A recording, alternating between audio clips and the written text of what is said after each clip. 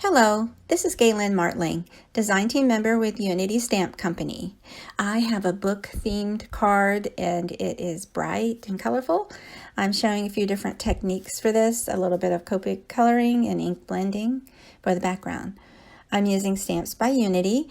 The girl is from Not the End of Your Story, and it's a book theme sentiment kit, and it has this great sentiments in there to go and coordinate with this.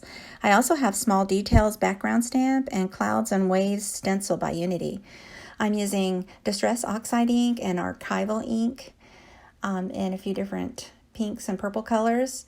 So I'm using the original Misty to stamp that background. It's a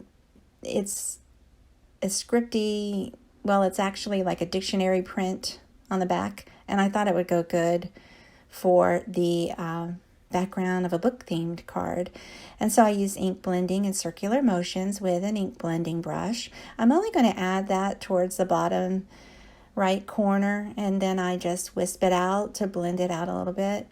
I want to try to get those, this is a waves stencil, and I want to try to get that wispy look of I like the design, so I wanted to pick that up in the corners. I'm using purple in the top and pink in the bottom. And then I just go ahead and take that stencil off, and I'm going to die cut so you won't see that white area on the edges. So I die cut that in a my Creative Time rectangle frame die and just set that aside. Now I'm going to pick coordinating colors for Copic markers. I pre-stamped the girl and the sentiment from that sentiment kit, and I pre-trimmed with a paper trimmer a narrow panel, and I want to use that panel for the top of the card, and I want to put it over the background. And so that is not die cut, but you could die cut that if you have dies like that. This is great for a narrow card panel. So I just add different layers of pinks and purple for the dress, and then I add some skin tones and use some of that skin tone color for the book pages, and also little pops of color of purple and pink in those books as well. Now you don't have to use Copics. You can use any markers that you have, or color pencils or watercolor. Just make sure your stamping is done with something that will coordinate with your markers and that works with your markers. For Copics, I like to use a few different kinds of ink. I like Gina K Designs Amalgam ink, Simon Says Stamp, Intense Black ink, My Favorite Things, Extreme Black.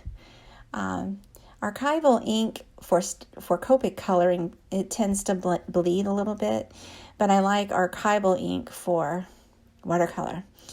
So anyway, I'm going to go ahead and finish coloring this. I will go ahead and add some foam tape to the back of this panel and use that when we're finished.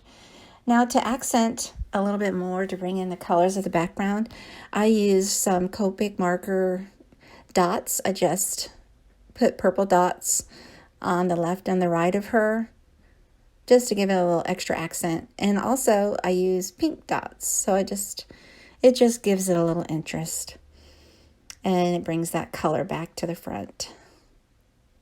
And so for the background, I wanted a little something else, so I added a strip of lace using flat double-sided tape, and I bring that around to the back and fasten that, and then I will eventually fasten this background right over a white card base that's already pre-cut and scored and folded. And so I have this panel all ready to go, and I'm going to go ahead and start layering everything right onto that card base. And it's real easy to do. It's very simple. You can get real creative, different colors and different kinds of stencils, or maybe no stencil at all, just some ink blending. Lots of options for this. I love that background. It goes so well with a book theme. Really any time, but for books I thought a print would be great.